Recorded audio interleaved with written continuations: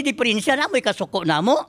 Porkit ba't wala na bidin na. Pero una niya kung kamo ang nasa mong lugar. Kung kami ang naglingkod din na sa imong gilingkuran. Nga kami, nga wala mo gadawat sa mas naitabo na mo ron. O sa ibation ninyo. Mao kini ang mulo ni Feliciano Murillo.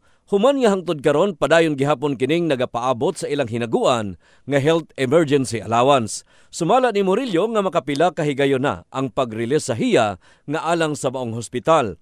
Apan wala gihapon apil ang ilang pangalan, maong nagapangayo sila og igong pagpasabot gikan sa pamunuan.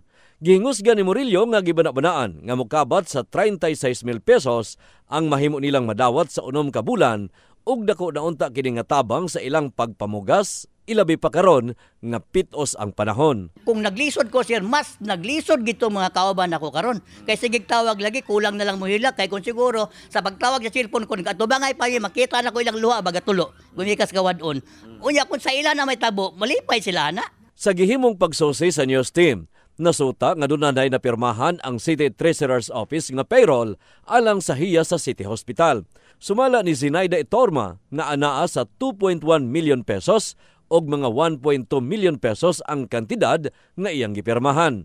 Samtang gikumpirma niini nga kaniadtong Hunyo 27, duna sila'y nadawat nga pondo gikan sa Department of Health nga nagkantidad og 39 milyones pesos nga alang sa Dr. George Piroyeca Hospital.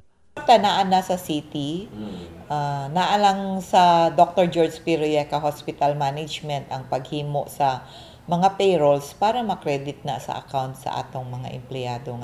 Gipaningkamutan sa news team nga mapatubag ang pamunuan sa ospital.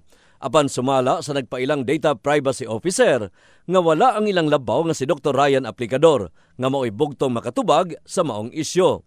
Gisulayan usab na og tawag ang numero sa maong opisyal apan dili kini makontak sa kasamtangan. In the heart of changing lives, kini si Brigada Dani Case, Brigada News.